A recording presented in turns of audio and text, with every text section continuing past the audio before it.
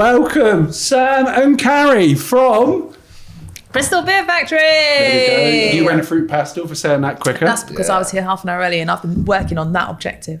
Okay. There you go. Well, to me, we've already done a podcast before everything was set up, and I feel like I know everything. But now it's time for us to find out a little bit more, so you all know. But first of all, I'd like for you both to share. Can you remember when we first met briefly? You go, Kari. You go You first. met Ben first, I'm sure. Because Sam's thinking, when was that? Was it on a street corner? What? I think you need to say a little bit more about that. It might be, but you know. Oh, you're part of the Southfield Massive. So Yeah. obviously Bristol Beer Factory based in BS3. Yeah. I'm sure I was bumped into Ben Akers from Talk Club. And yeah, Ben Akers that's right. said, you need to talk to my mate, Ben. Yeah. There's so many Bens in I know, because Bedminster. Ben's and Bedminster really are annoying. amazing. Yeah. That's why. So I think Ben Akers said, you need to talk to Ben Carpenter. He's doing epic things with young people.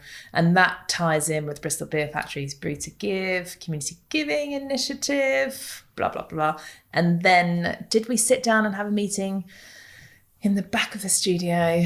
And then before you know it, I think we were giving each other like work-based counselling advice. You know, it's gone from there. Yeah. Yeah. Over to you, Sam. Can you remember? Of course I can remember. Of course I can. Introduction from Kari. Surprisingly, it was in our tap room. We sat down, and I think the first time we properly sat down was probably talking about apprenticeships programming, work experience to bring Kane into the business, who's still with us. Yes. Doing great. I mean, how long has he been with you now? Oh, absolutely no idea. Yeah? A year. It's probably about a year. Probably I about see a him year. every time I go down and watch City. He's always Plays there as singing. well. He's amazing. He's a bundle of energy. He is a bundle of energy. Yeah, and he's I'm a good glad lad. that I knew he'd be a good fit. And there's others. But anyway. We'll be looking for another person soon. Another conversation. Seriously, let me know. I'm not turning into a recruitment consultant, but if it comes to opportunities for young people that, that have got a lot to offer, then that'd be good. Yeah. Perfect. Well, Ben Akers, I tell you what a legend. And funny enough, when I seen him, he goes, are you going to say thank you then? So he must have known that you were then supporting us. And I was like, oh, mate, I've been so busy. Sorry. Thank you. So thank you, Ben, for the kind introduction. So we're going to go through today. First of all, I'm going to start with Kari. And let's find out a little bit more about what it was like for you growing up, challenges and the positives. We don't need to go into lots of detail because we've got two of you today, but it'd be good to get a bit of a background on you as people. So Kari, over to you. From the point that I can remember, so I was in New Zealand, grew up in New Zealand. I was actually born in Berkshire, but we moved over there when I was 3. And so I just had a really wild childhood. I don't think I wore shoes until I was about 11. Loads of green space, bush, straight outside the back of the house. We had a dog called Cindy. It's like a little crazy, mongrelly poodle that liked to roll around in wild boar poo. So she always stunk. But yeah, basically me and my brother were pretty much half feral and spent most of our time just digging and building dens, and we felt like we were properly like in the wild. But Whereabouts? What island was it in? North Island, just outside of Wellington, in a place called Stokes Valley. Ah, okay. Like a little like one road in, one road out kind of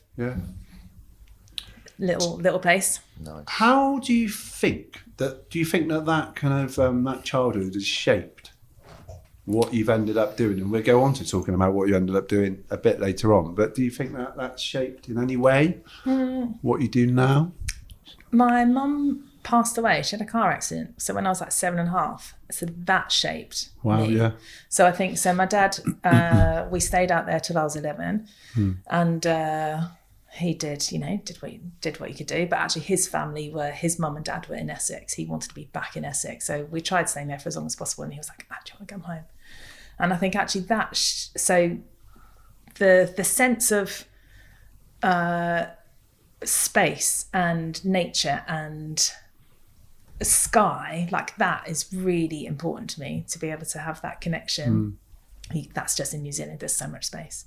And then I think that sense of like responsibility and sticking my fingers in all the pies and trying to mother Were you older sibling? Younger? So I've got a brother who's older and then a sister who's 5 years younger. Okay. So yeah, I think actually that sense of then wanting to mother or wanting to support people by, sometimes it's really irritating for friends and family because I do it too much.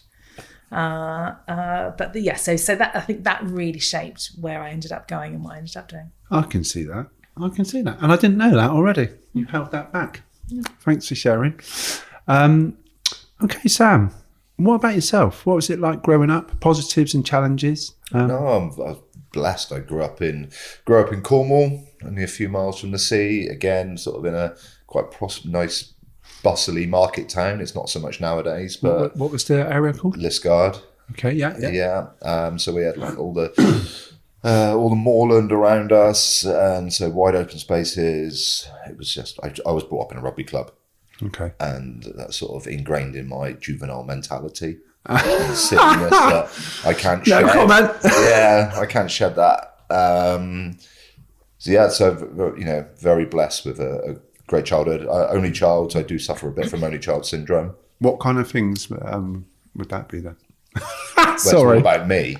Yeah. So I do suffer from that a little bit, a lot. But yeah, no, I had a great time, great childhood. Again, sort of, I was always involved. Sort of the rugby club was the focal point of all of our lives. My dad was the chairman of the rugby club, rugby player. Okay. Managed to play rugby with my dad, which was a nice thing to be able to do. Yeah. In the senior game. Was there any challenges that you felt like you come up against? Because every time I speak to people from Cornwall, I got to be honest with you, everyone is like, you're all salespeople for Cornwall. I've never heard anything bad about Cornwall. It's the best place ever. Can you say anything bad about Cornwall though? Well, no, I can't either. I love it. But do you know what I mean? Was there any challenges that you faced? Do you know what? No, not really. Because I suppose the challenge in Cornwall, I suppose, for certain people... there's a lot of poverty, though, isn't there? It made us. I'm not going to talk about politics, but they did vote out, and it was probably the most subsidised county in the country from European funding, which amazed me. Yeah. But one thing that people do suffer from down there is the winters, because you have a mass exodus of people not around in the winter, but they all moan like hell in the summer when the tourists are there bringing cash in. So it's a classic. And they moan about second homes, but they're the people that sold them. Moan that there's too many people there, but that's where the money comes in. And the winters can be a bit boring, but all I did was, when I was in Cornwall, was play rugby, so that was done in the winter. Yeah. So we had the best of both worlds. Yeah. I know what you mean. The whole seasonal thing. It's like, it must be a blimmin' nightmare trying to get from one place to the next, and suddenly you just think about it. Everywhere is just rammed. And you think about it from if you're running businesses down there that are seal-led recruitment, getting people with the housing issues that are down there at the moment with all the second homes. There's nowhere near enough housing. NHS employees can't live. If you want to live around the coastal areas, no one can afford it because the value property prices are through the roof. I know the impact of youth work there is specifically because of the distances and God knows what, and the cuts and everything else. There's a lot of challenges down there for sure, but I always hold it in a fond memory. I don't get down enough, to be honest. Did you move to Bristol? We'll go on to a bit more detail about your career in a minute, but did you move to Bristol because you wanted to you had to get out of Cornwall to earn a decent living, or because that Bristol is full of half of Cornwall, isn't it? Let's be honest. I mean, it is, yeah. I came up for professional reasons. I was in the beer world, and just due to being sort of promoted into more senior roles and the amount of travel that I had to do, I was over 2 hours to Bristol from where I was, and then I had another 2 hours to go. So it was killing me in terms of the amount of travel I was doing. And who wants to be sat in a car all day? Not me. Yeah. Or you by the sounds of it. So I moved up here in, I don't know, I'm rubbish at dates. I don't even know how old I am. We were talking about this on the way over. 46. Yeah, on Sunday. 46? On Sunday. You're older than me. Really? Sort of side, mate. Yeah, so, I think I moved up here about 2004, 5. Okay. I couldn't tell you. I didn't tell my mum, I know that. You didn't tell her? Oh, no, I didn't tell her when I moved house once in Bristol. And she found out through From someone else that lived next door from Cornwall. She went to work and went, oh yeah, sort of one of the. So here's someone helped Sam move house on Saturday. She was like, have you moved? I'm like, oh yeah, I meant to tell you. Yeah. The jungle drums were still beating. Yeah. So. I wonder then. Well, maybe it's worth sticking with you now for the minute, Sam. Because you started talking about moving up here. We're talking about your career, then we're going to go on to Kari. But so up to date, what kind of things have you done to get to the point now where you're running Bristol Beer Factory? Do you want to explain a bit more about that journey? Not loads of detail. Not loads of detail. No, I got. As I say, I came back from travelling in Australia in 2000 and whenever, and my dad ran a British Legion club in Lisgard, and he broke his leg the day I got back, and he said, "Can you go and you always work behind bars and stuff like that? He said, can you go and help out and get the club open at least and keep it open and operational for a couple of months?" And there I met a guy from Molson Coors Brewery, and he was called Tony Coors. I'll never forget his name. And he said, there's a job going with a brewery in Bedford called Charles Wells, and they had the rights for Corona, and it just was about to go bang. And it was like everyone was drinking Coronas with a slice of lime in the top of them.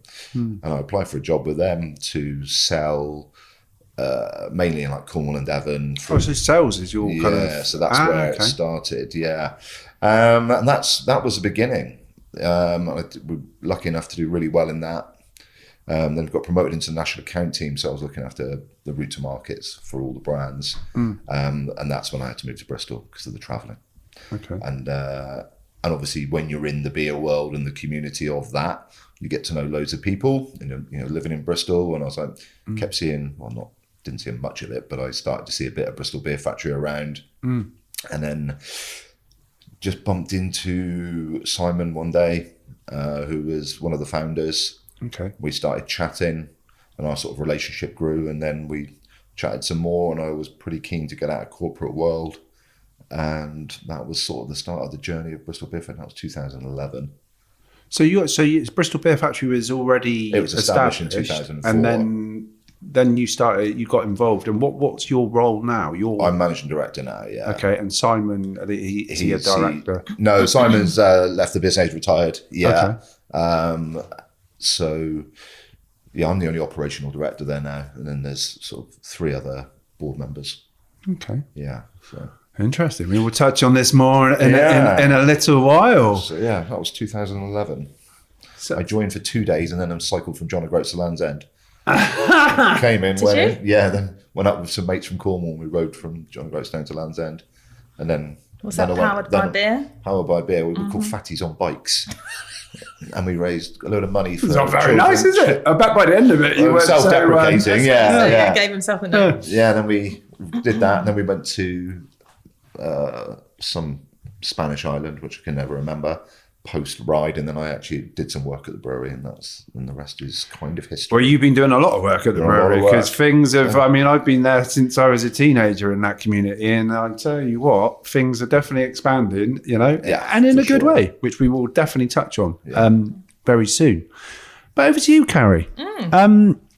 Could you explain a little bit about your career and what you got into and how you ended up getting to Bristol Beer Factory? Yeah. So I just had a jolly great time until I was about 21, travelling, and then decided it was probably time to go to university. If I was going to do it, I should probably do it. Otherwise, it'll be too late. So it's never too late. Never too late. It is never too late. It is never too late. So I remember very distinctly sitting in an internet cafe in Wellington. The sun was shining. You could see the water, the harbour from in this cafe. It was glistening. It was gorgeous. And I was like, okay, I need to apply for university. Let's do it. So I started searching for places in the UK. And there was like a Lloyd's TSB guide to universities in Bristol. And it had like this rating. And Swansea came up as being the cheapest place for a beer in the whole of the UK. So I was like, right, do they have my course? That's where we go. Yeah, so beer, it was quite important at that point. And my wife went to Swansea as well. Yeah? I was saying, did she have a major shock when she went through Port Talbot for the first time? No, she's Welsh. Oh. All right, chill out. Come on. Port Talbot, very important for very different reasons. So I went to university and studied international development, sustainability, but, you know, community. And then came out of uni in 2004 or something like that. And a job came up at a city farm in Swansea as volunteer engagement manager. So it was all about people, all about being outdoors. Again, very much going back to that route of empowering people through practical action in an outdoor space. And I remember phoning Dad and saying, "Oh, there's a job going at a farm. Do I apply for it? Like, it feels like it's it doesn't feel like it's a career move." And Dad was just like, "They haven't offered you the job. You know, it's not yours until they offer it to you. So just apply." So I applied and then stuck my fingers in too many pies. Ended up being responsible for marketing and fundraising, and then co-directing that farm. And then a job came up in Bristol in St Werburgh City Farm. And the farm in St Werburgh's, for anyone who knows it, is just this beautiful, quirky, amazing. It's St Werburgh's is an amazing I remember part delivering of youth work from Boiling Wells many moons ago. Yeah. Oh, so paths probably crossed at that point. John Atwood. Yeah. Yeah. Okay. So just Not John boiling. Atwood, Tom Wurzel. Sorry. And anyway, let's not go into that. But carry on. Yeah. But that, just the farm in St Werbs and Boiling Wells, like that nature, woodland, it's just a magical part of Bristol. When you think it's like 1.5 miles from the city centre, and you go in and you feel like you're completely in this rural community. So I ended up being there for 12 years as director, going through highs and lows, COVID, fundraising challenges, all of the money being, funding, being taken away from central government, stopping all of that. So it was very much challenging. I don't want to lead with that, because it was amazing. Like, actually, the farm grew loads. I think when I started there was 6 staff members. When I left there was 36, although many of them were part-time. We had 4 different sites. Like, we were managing 20 acres in the end. I started with 3.5, left with 20 acres under our belt. So huge growth and development. Shed loads of challenges. What was that noise? That was my brain. Oh, Dougie's brought his remote control car in again. Brain trying to memories. So, and I think for anyone who has worked, I'd say in the voluntary sector, but it would be the same for a small business. Actually, you have to wear so many different hats, and I think I really thrive with that, because you can just pick and choose. Actually, what am I feeling today? What's my energy levels? What am I passionate about? What's really driving me? And it can change. Sometimes I need to do something that's really focused and completely get your game on, just looking down and getting that done. And then other times it's very much more open, broad, doors open, presenting, whatever it is. It's, different hats, different days. And I loved it, absolutely loved it. But it got, 12 years, that's a long time to sit in that seat. And to be honest, it sounds really farcical, but commuting from one side of a city to the other just got my goat. I just want to, You're from New Zealand, man. Jeez, it takes 8 years to get a cup of tea. I don't want to be stuck in traffic. I don't want to. Actually, I really want. I've got a kid. I wanted to be much more locally based. A whole bunch of different reasons, but job came up at Bristol Beer Factory, and I feel like I found my home. Wow. I don't know if it was just a job come up. I mean, maybe shall we over to you, Sam? How did this beautiful partnership come about? Yeah, I mean, it is. I met Kari through a mutual friend, Kate Stanley, who works runs the Duke of York in St Werburgh's. Okay, and we supply beer to her, and I got to know her. I still know her very well now. And she introduced me to Kari for some support for their City Farm Day. That was summer of 2019. 2018. 18, was it? Yeah. And that's where we first met. I came down and how can we support? What do you need? What can we provide? Etc. etc. And that's kind of where we first met, and where really the brew to give concept came from that. I always think Kari tells this story better than I do. But That's because on the day Sam was drinking shots behind the bar. So that's true. Not even Bristol Beer Factory booze. I had a few of them, mind. Yeah, Good but lad. team shots, isn't it? That's Team shots, staff training. Yeah, when you're in a people volunteering behind bars, the golden rule is you have a team shot bottle, and it doesn't matter how busy it is, you stop. Everyone has a shot, and they just have to wait behind the bar. And that's really important because then everyone gets G'd and fired back up. And actually, the people waiting love the fact that you're doing it as well. And Water is provided as well, yeah, just we in do case. provide water. Yeah, but that was that's where the seed was sown. And we had sort of a debrief meeting afterwards. And Kari and I were chatting. She told me how well the event had gone, how much money they had raised, and we had supplied the stock for that event at basically sort of like at a cost price level. To cover our duty and our production costs, and I think the number was like 27. You took something like 27,000, and our bill was 4.5, and I was like, I should have given this to you. We balls this up.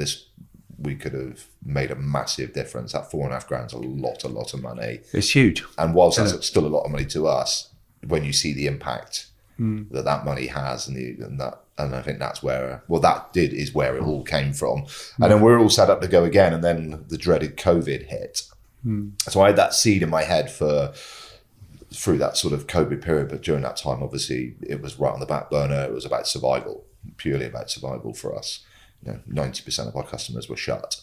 And as brilliant as the communities of Bedminster are, or Benminster, if you want to call it that now, all you Bens, they came and drank us dry. They came and drank us dry, so that was nice. And we used that time in the business brilliantly to get all the projects done. We invested a lot of money in that period where everyone else made cuts. And what kind of things were you investing in? Equipment, canning lines, people. We were actually recruiting. Did a whole new rebrand, did loads of NPD. We developed Clearhead, developed our lager. All that was done in lockdown. We just used that time brilliantly. And when we came out of lockdown, we were guns blazing, and we've never looked back. We were doing well before. Do you think that was the catalyst for what's happening now then? Because you're moving to a new site, aren't you? Which is obviously going to create more income. That's where we made a lot of good decisions in that period. And that's when the Brew to Give concept sort of, once we'd got out and we were back up and charging, I got in touch with Kari and said, look, I've got an idea. And it's some of it came from, originally it was sort of engage a community, somebody within our communities, because we've always done stuff. We've always been generous to our communities. Just probably really worth clarifying that Brew to Give is a community giving initiative, but it's 2% of our total sales. So from the previous year, once you get through that year, tot it up, 2%, that budget sits in a little pot and it's ring fenced, and we give that back to Bristol. So whether it's cash or cost price stock for communities to run fundraising events. So that is Bristol Beer Factory's pledge. It's ingrained in the business now. So we're about to move into the start of year 3, but that's Brew to Give. Start of 3, yeah. And we had this idea, and some of it, the 2% thing came from the Patagonia 1% for the planet, but the engagement idea of pulling it all together and doing it properly. I spoke to Kari about it. We sat down in the tap room, got an idea, want to do this. She was like, that's incredible. It's so nice to hear a business wanting to do something. And then I was like, I need someone to run it because I will fudge it, because there's no way I could put the time and the effort into it, and I wasn't connected into the world of charities and CICs and all that sort of stuff. I didn't have that enough connection in there to do it properly, and I've got a big enough day job as it is. So Kari, I think the timing was absolutely perfect from Kari's point of view. I actually think I knew that you were thinking about leaving. I think I'd had the heads up. Premonition. And I was like, there was only one After a shot. person. There was only one person. That was not an advertised job. I'm going to run this idea by Kari. If she loves it, I'm going to ask her to run it for me. Is Kari's cost, is that covered within the 2%? No. That's another investment from us. So my salary, a £10,000 equipment budget. I've got pretty much exclusive access to a cute little Bilingo van. All of that is on top of the Brewed gift budget. And so the idea behind that is being really aware that community, charities, people doing epic things for people in Bristol, that's what you're doing. You're doing epic things for people. You're not set up to run an event. Your mission statement is not to generate cash. Your mission and your vision is to make a difference. So the idea behind having all of that resource within Bristol Beer Factory is to make it as easy as possible for communities who want to fundraise. So we drop it all off, we pick it all up. You basically just tell us the date. And then obviously we've got the Brewed gift budget to give that cost price beer for free. It's just cost price for us so that we can maximise the amount of budget that we've got. So if we gave you a can of beer for you to sell at a fundraising event, you could sell that for £3, £4, £5, depending on your audience, depending on the event, making sure it's tailored to the community you're in. And then 100% of that cash that you generate from that single can, you keep for your projects. So if we give you 200 cans, that's a lot of money. It's amazing. I mean, as you know, I've worked in youth and community work most of my life, and like to suddenly be in a situation where you're connecting with businesses that really do have the appetite to support community. Because let's be honest, in other times, maybe it's easier just to, I think we spoke about it before, chuck a couple of quid. And don't get me wrong, depending on that amount, that's huge as well. But if, a way that supports the economy, which is not stitching up the business that's doing it as well as supporting community and charitable things, is a great thing. And I wonder whether, do you see similar appetite with other businesses in Bristol doing anything similar to what you're doing? Definitely. I mean, that's a great thing about this city, isn't it? It's full of entrepreneurial, independent business. There's so much of it around. I mean, we refer quite a lot to Jolly Hog, don't we, in conversations? Like Jolly Hog makes sausages and bacon. Jolly Hog? Yeah, they're in some of the Is this Tristan, related to Tristan Hog? The Piements to Pies? No, it's not actually, no. But Piements to Pies also do epic things. Yeah, it's the Cohn brothers. Ollie Cohn, he's an ex-professional rugby player. Josh, I think his brother's called Martin. I hope he doesn't see this. I can't remember. But three brothers have formed that business. They do a lot of great work in the community. Yeah. They've got a similar 2% pledge, which they then give back. Some of that's given in stock, and they do loads of work like the Square Food Foundation. So sending out boxes of their product to families who are on the breadline. Or I guess maybe, I don't know, I'm just about to say potentially events. Do they support events in a similar kind of way? I think so. I'm thinking Birdman, but anyway, yeah, maybe. Ding, ding. Yeah. You'd I can't remember that. But like Bravas, the season and taste guys, so they've got Bravas, they've got a whole bunch of restaurants. Yeah, Gambas, Bravas, Condesa, we'll give them a plug. Cargo Cantina. Yeah, football, that's the Spanish. Yeah. They do lots for their community. They're really good. And great with their team, so really inspiring their staffing team to go out and fundraise, and then they match fund what their staff have done. But I think there's loads, you'll see, there's loads going on in Bristol. In terms of, is there anyone else who's doing exactly this? Like actually, that it's ingraining it, embedding your offer to your community, like almost within your vision statement, really. And I think that's where Jolly Hog and us, it feels like that's very front and center. Like we're making the pledge, it is now ingrained in us. So the better Bristol Beer Factory does, the better Bristol does.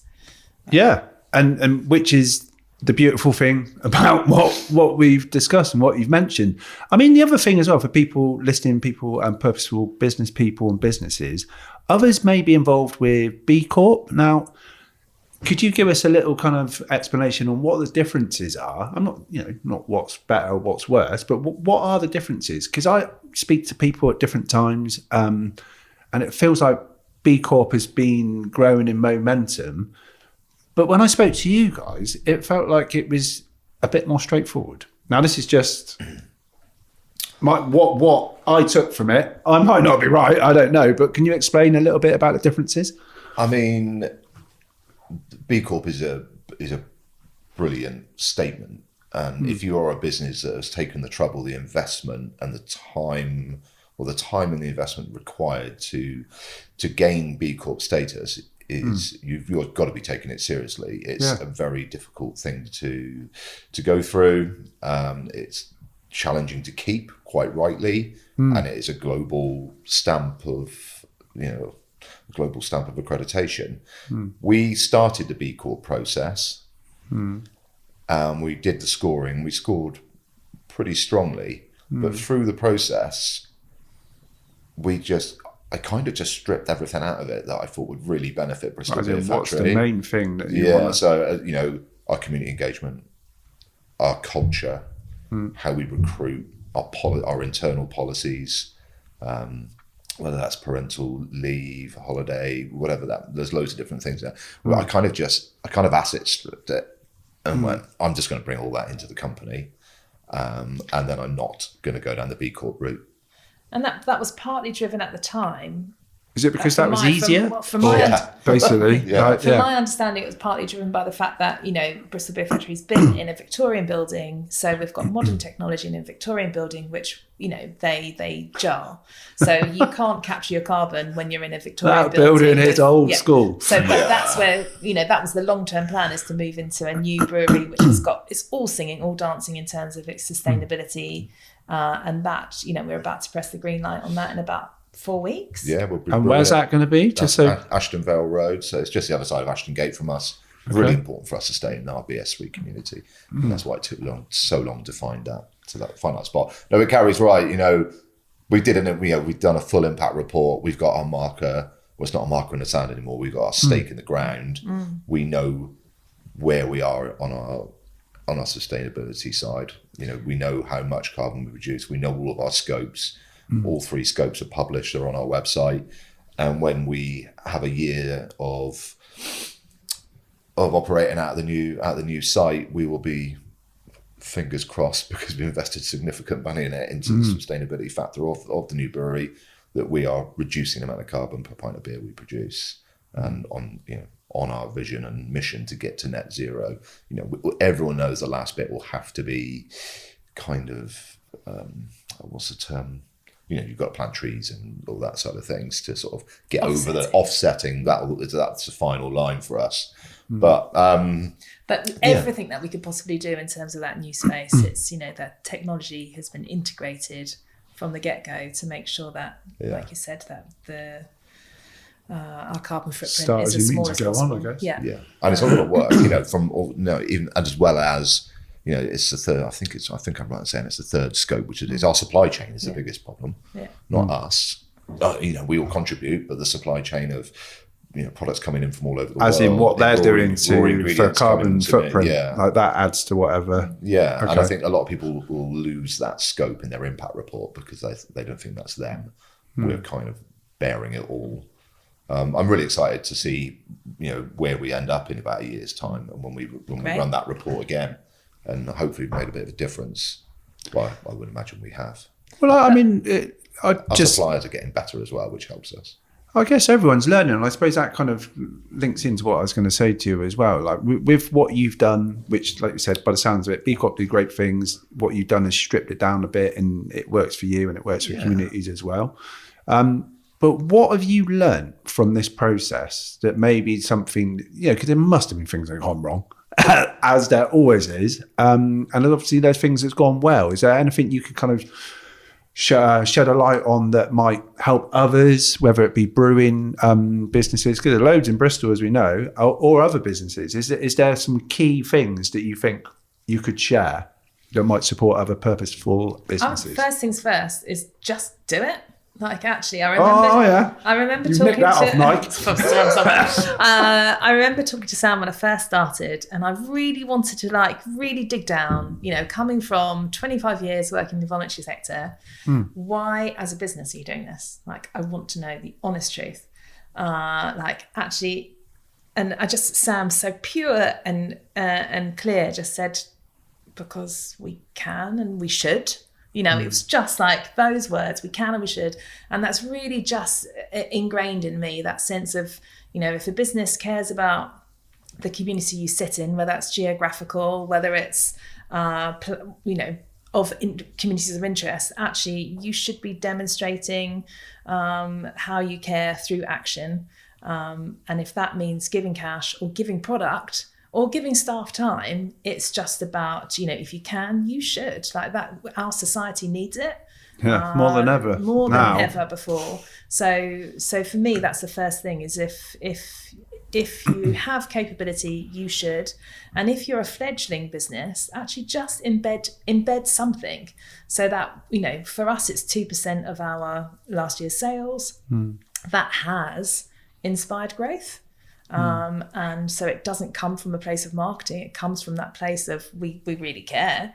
But it does, actually, if you're choosing one brand over another, well then surely you would go to the brand where you're like, actually, not only is it great quality, it also does really good things for its community. It's an added bonus to why you would choose to drink our beer. So that's part of the thing now. And I guess so there's two questions then that running off of that I asked you, Sam. It's like, so this idea, you said something about Patagonia very quickly earlier on. Like I got in my head football analogies of Pep Guardiola learning loads of things from handball or whatever, bringing it into football. Was there certain things that made you come up with this idea? And I suppose, how does it impact the bottom line? Because like this is what you're talking about. It's obviously doing a good thing. Yeah. So there's two questions: where the idea come from, and then how it impacts on the bottom line. The sort of the community engagement idea. I think it was honestly just my relationship with Kari and meeting her and thinking about, we do loads of stuff. It wasn't before that point then. No, it wasn't. That really, that was the spark, that sort of the light bulb moment. 1% of the Planet stuff was introduced to me by my colleague Clem, does all of our brand work and drives our sustainability angle. He's big on the sustainability side of it. When we were going looking at that B Corp process, he was like, Patagonia just 1%. I wanted this community thing, and then we kind of, the chat around the table, and we came up with the 2% for Brewed to Give. I think it's also really important to sort of mention how transparent Brewed to Give is, and how open it is for anyone who wanted to come and dig into it, because there are people that are just negative. And I think you touched on it earlier, the investment is not just that sum of money that is generated by our previous year's sales. It's the fact that Kari's costs and the equipment costs, they're all outside of that. And I think a lot of companies who aren't as open and don't have the integrity that we have would wrap that up in there to have a smaller impact on themselves and show themselves. There's so much greenwashing in the world, isn't there? It's a term I use all the time. But from a bottom line perspective, I treat this as an investment. We're investing into our communities, into the business, into society, as if you want, even. And because it's such a simple concept, like all great ideas are simple, aren't they? Yeah. Everyone overcomplicates everything. So in making it 2% of what we do, of what we sell, we want our customers, the trade customers, the consumers, we're building a brand ambassador army that feel that we've all got a lot of great choices in our lives, and we go to choices when we go to the shops, where we shop, what we buy in those shops, the provenance of the goods that we buy. We want people to, whether it's our trade customers or consumers, to pick Bristol Beer Factory because of what we're doing. So people they're investing themselves in and helping the community, so they know that we're doing the right thing with the money. We'd like to say that every beer you buy gives back to Bristol. Yeah. Like that's how simple it is. Yeah. Isn't it? Like, choose this and money's going to come back to your community. And that works all the way through our sort of chain. And so the more we give, the more you buy, the more we give. And I that's guess our commitment. And you have seen the business grow since you've been doing this. Yeah. So I suppose, I don't know whatever kind of metrics you use. I guess just basically you could just say, well, it's grown and we've been doing that. So there must be something good about, Exactly, yeah. Good about it. So, it is an investment, but in the end, and I think the sort of next stages of what Brewed to Give is, and that's always going to be our aim. Kari and I are talking a lot about what else we can do outside of Brewed to Give, what we can do, and we can show it in black and white, the positive impact it has on you as a company. We're nearly 2 years in, really close to being 2 years in, and it's been brilliant for the business. That would be really powerful. nothing wrong with that. But there's nothing wrong with that. That would be really powerful for other businesses that do have the appetite to make a difference, but they're unsure how to do it. Maybe the B Corp isn't right for them. Maybe it is, or maybe there's another way. And just there's different ways might suit different people. It's just about doing the right thing. Yeah. If you want to go B Corp, do it. If you want to do the right thing, do it. They're all positive things, aren't they? As Kari said, it's all about actions. And if you want to know more, pick up the phone, drop an email, ask about, because there definitely have been learning curves, and some are very specific to us being in the beer trade, and some are just general learning, introducing a new project into an established business. But ask, just do it. Is there anything you change about your journey? Is there, what the things that you might have learned that Hindsight's wonderful, isn't it? It's always 2020. I'd rather regret the things I've done than I haven't done. No, that's cliche, but Kari runs a program, so you're way more qualified. Almost as a compliment to Sam, as my line supervisor, but MD of Bristol Beer Factory, there's been that real sense of trust. So actually, we're introducing a new project. Bristol Beer Factory, actually, interestingly, Patagonia have got the 1% for the planet. And so when you were first setting it up, I've heard as an outsider coming in that BBF said, let's match that, let's do 1%. And then when someone actually sat down and said, actually, how much do we give already? Because we're doing loads of ad hoc stuff and we already support Talk Club through Clearhead. How much do we do? It worked out that we were already giving away about 1.2% of turnover. So that's why we upped it to 2. We're like, well, let's move it. So I think coming in, there's been that real sense of trust. The voluntary sector, communities within Bristol as much as I did know. You roll it out how you think it will work. And so there has been quite a sense of, it's been an organic process of, okay, let's introduce this and this, and let's see what works. And actually the initial concept is pretty much broadly, so the idea of it being quite inclusive, we want to be as inclusive as possible, to reach as wide and diverse communities as possible. So if you want a case of beer, which would retail at £39, you can raffle that off. You can generate however much you can through your raffle tickets. So that's almost like entry level. So very, very, I suppose, low level of due diligence. Like you say you're going to do something with raffling that off. We take that at face value. And then all the way down to, I'm running a pop-up bar for a fundraising event. Can you bring the equipment? Can you bring the stock? Can you bring the iZettle machine, the gazebo, the pop-up bar, all of that, how to keep the beer cool. So we have that conversation, we turn up, we drop it off, we pick it up the next day, just tell me how much money you raised, off you go. And then the next level would be actually where groups or communities, so grassroots communities have benefited from this. Where you said, actually, I work with young people, donating beer doesn't quite work for us. Can you give me a cash donation? Because we can have this impact if you gave us X amount. So there's almost like 3 levels of support. So that was how we originally set up, and we're still pretty much operating along those lines. But it's very much about being open to listening to communities who say, actually, I really need a bit of help in this way. So some people have said, actually, do you know how we want help? Is if you could actually give this person some work experience. Well, we didn't write that into the original plans, but that's what we're doing.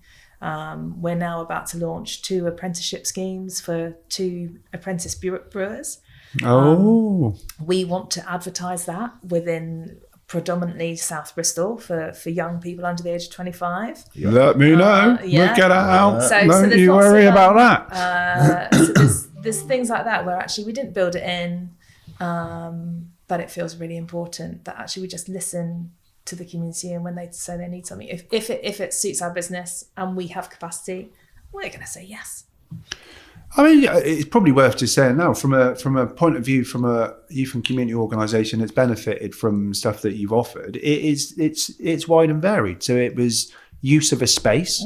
So the old, what did it used to be? It used to be a restaurant, didn't it? Or so we were utilising that space. So some of the interns that had been through our GAP programme, and we're doing an internship, youth work internship with us, we could get to actually spend time with them. They'd learn about the stuff we were going to be delivering within a mini GAP programme. Money that you actually donated towards us specifically went towards supporting the young person to go through that programme. it's like, things that can be as simple as that. I guess it all comes down to the conversations and finding out what the needs are. And then once you do that, different things can happen. I mean, I Heather mentioned yesterday that it sounds like there's going to be support with our Bristol Birdman competition. I guess all of this, it feels like it's building the relationships. And as long as this stuff is proved to make a difference, then if you can, you will support. It's uplifting communities, isn't it? Yeah. And this is why, and others can do this. I don't think it's rocket science, but it does involve people that know what they're doing. It isn't rocket science, but it takes a commitment, a real commitment. And, part of the reason we're doing, shows like yours today as well was that Bristol needs all of our help. The authorities, the administrations are just, they're not going to be able to support to the level they should, because we're not even going there. We're not going there. Let's not go there. I mean, I could go there, but as Kari mentioned, there are areas where, at the end of the day, we're still an alcohol brand. We've got Clear Head, which does an immense job for the support it does with the Talk Club charity. Yeah. We've just smashed £100,000 donations for Talk Club since we launched Clear Head. Now, that is unbelievable. That's quality. Wow. But we need other businesses to help. So, if you're a faith group where alcohol isn't part of their world, we need other businesses to step in. We need other businesses to come up, and so we've got a much more diverse, broader support group that's in the city doing good stuff. So, do you think that's something that is at a space that might? It's probably going to be. I don't want to give you another job, but is that a space that maybe Bristol Beer Factory could step into, kind of being the central kind of link for that slightly different way of doing things, or is that something that is we are really keen in inspiring other businesses to do their thing, and we really want to use Brew to Give as being almost the case study of actually how not only does this create great impact for your community, it has great impact within your staffing team, so the culture of the business, but actually your business as a whole, like we said, it has, So Sam and I are working. We're little heads we got a little sparking. Oh right, come on. Yeah. Any spoilers? No. Oh, you'll have to get us back. Yeah. We'll be on Joe Rogan with that one. Tight lip. Get the thumb screws out. Don't you? We're gonna have them. But the message is really clear. That whole, if you can, you should support your community.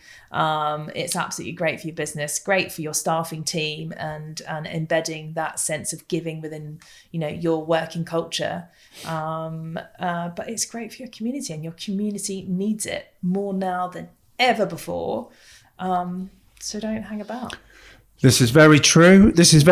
Well, look, I mean, I can say honestly, thank you for the support that you've given grassroots communities, and there will be lots of other organisations out there, get my words out, that will be saying the same. And I'm sure there'll be lots more in the future.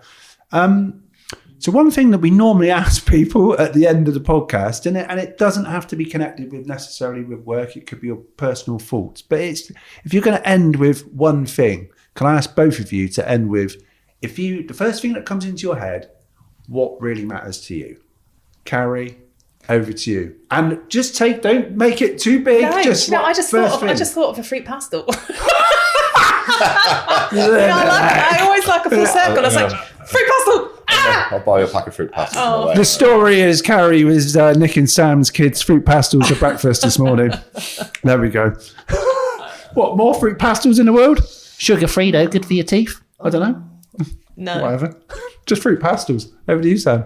No pressure. Give it, be a community player. That's what I think, I think that is the topic of the day, isn't it? It's, if you really want to know what impact you can have, positive impact, get in touch with us. And we do have something that we've got up our sleeve at the moment, which I think will help companies jump on board, because obviously Brew to Give is very Bristol Beer Factory. Yeah, it's very niche, isn't it, to what you do, which is fine. And there are certain parts of the hospitality world that can fit into the Brew to Give angle, but companies that sit outside hospitality or food or sit outside sort of the alcohol world more than that, we've got a couple of nice ideas up our sleeve that we need to go and present and bring around the table. And so it's a bit of watch this space. But I'm interested. Yeah, watch this space. and we'll. But I suppose we'll pledge. My pledge is 2%. The more you buy, the more we give. Yeah. I mean, and on that note, it all sounds exciting. Thanks for coming on, and I look forward to finding out whatever goes on in the future, because I feel like this is going to be exciting, whatever it is. Well, we hope so. Well, and Birdman, it is an exciting future, isn't it? Well, I wasn't going to plug it, but we might as well. Yeah, Keep plugging. Yeah, no, Plug exactly. away. But I mean, things like that would be huge. Obviously, the whole beer side of things with a youth and community work organisation, there's discussions around what actually supports that. Well, I guess the difference is with Bristol Birdman, it's for all ages, and the reality is that the support with the beer at that event for the celebration event with the teams that have done it, when we give out the trophies, not a massive thing, it's enough that might support that event to continue happening, because it isn't being funded. We're hoping that it will be wipe its own face by teams paying $2,000 each to enter the competition. So all these things help. And they all add to the ecosystem, don't they, of things that will be good for the community. Bristol has a brilliant ecosystem. It's Yeah. amazing. So let's celebrate that as well. Yay! Great. Thanks for coming. Thanks you, mate. Thanks. Cheers.